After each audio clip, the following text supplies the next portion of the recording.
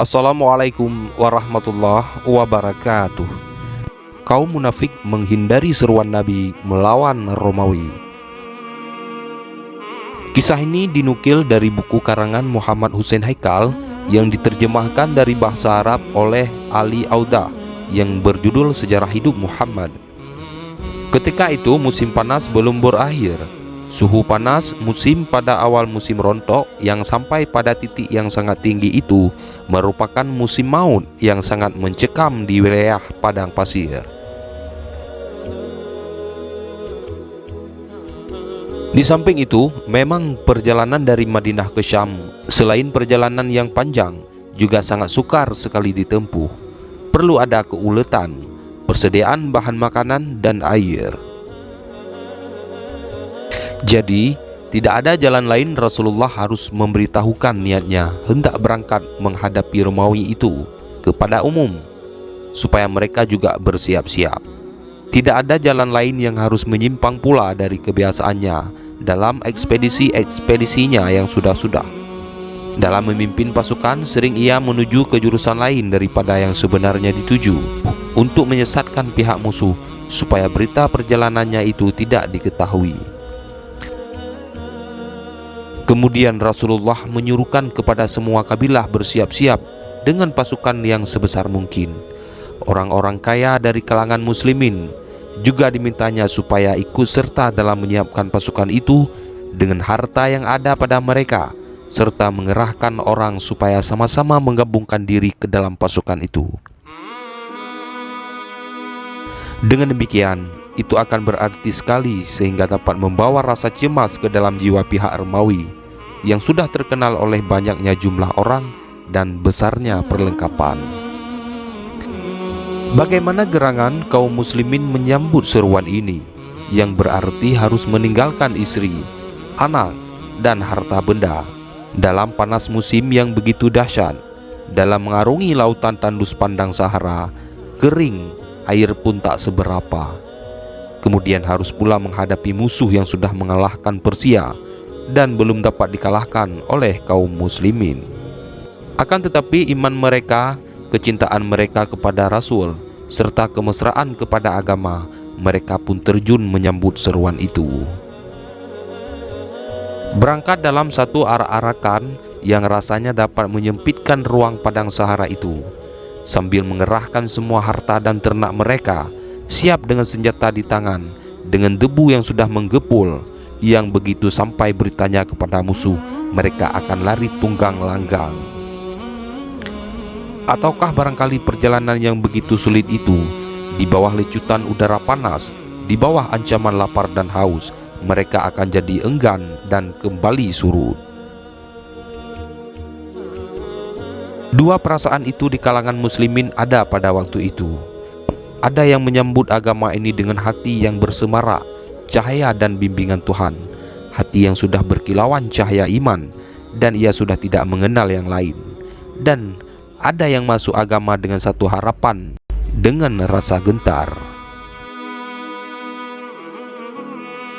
Mereka mengharapkan harta rampasan perang, karena kabilah-kabilah itu sudah tak berdaya menahan serbuan muslimin.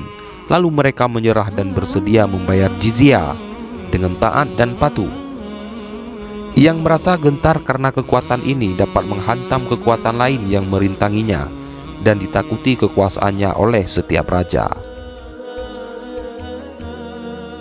Golongan pertama, dengan segera mereka itu berbondong-bondong menyambut seruan Rasulullah. Ada orang miskin dari mereka itu, tidak ada binatang beban yang akan ditungganginya. Ada pula orang yang kaya raya, menyerahkan semua harta kepadanya untuk diserahkan kepada perjuangan di jalan Allah dengan hati ikhlas, dengan harapan akan gugur pula sebagai syahid di sisi Tuhan.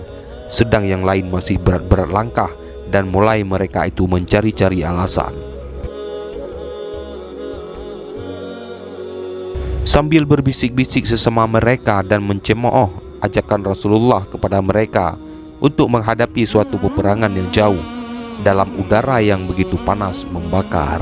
Itulah mereka orang-orang munafik yang karenanya surah At-Taubah pun turun, yang berisi ajakan perjuangan yang paling besar dan tegas menyampaikan ancaman Tuhan kepada mereka yang membelakangi ajakan Rasulullah.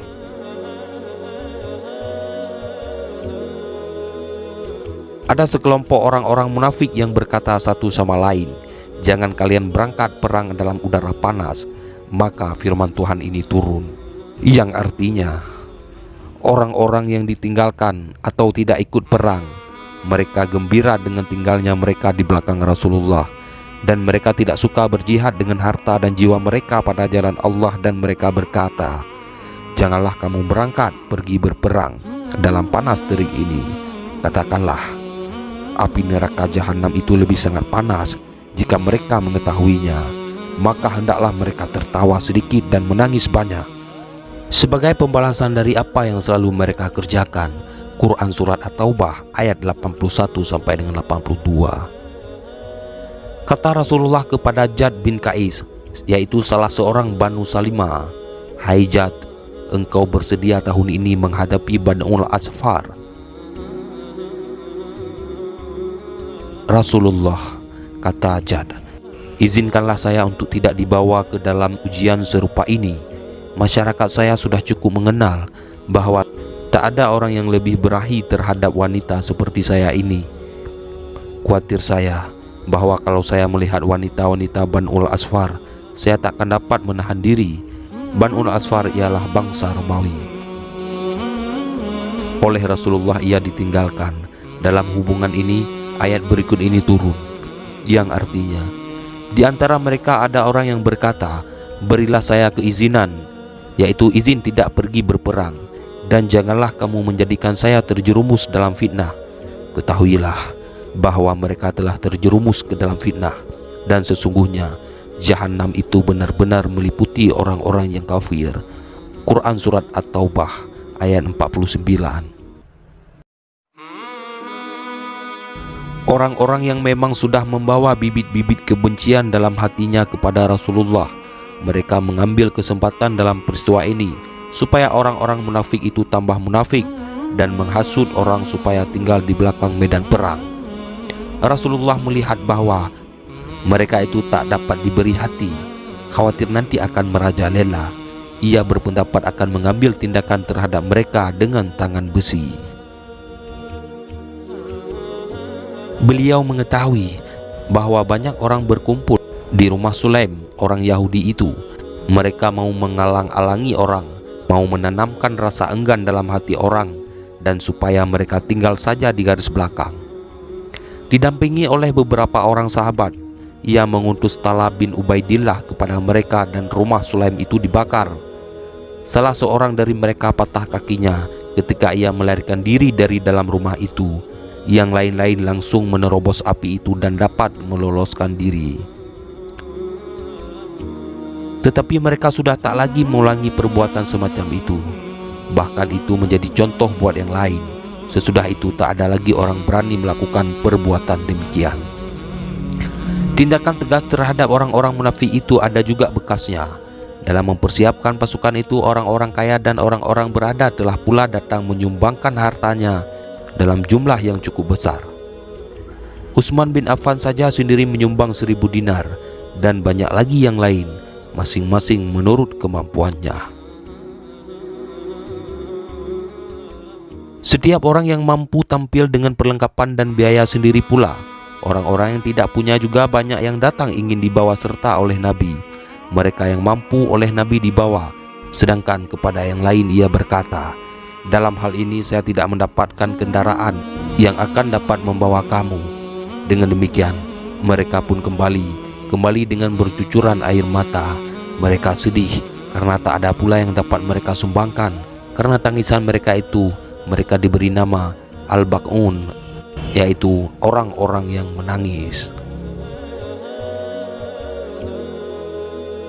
Pasukan yang sudah berkumpul mendampingi Rasulullah ini yang disebut pasukan Usra karena kesukaran yang dialami sejak mulai dibangun sebanyak 30.000 muslimin. Dalam menunggu Rasulullah kembali dari mengurus beberapa masalah di Madinah, sementara dia tidak ada di tengah-tengah pasukan yang sudah berkumpul itu, Abu Bakarlah yang bertindak sebagai imam sembahyang. Sekarang Setelah masalah-masalah dalam kota diserahkan kepada Muhammad bin Maslamah dan Ali bin Abi Thalib, diserahi urusan keluarga dan disuruhnya ia tinggal dengan mereka. Setelah segala sesuatunya sudah dianggap beres, ia pun kembali ke tempat semula memimpin pasukan. Ketika itu, Abdullah bin Ubay juga sudah siap dengan semua pasukan, terdiri dari golongannya sendiri, akan berangkat di samping pasukan Rasulullah.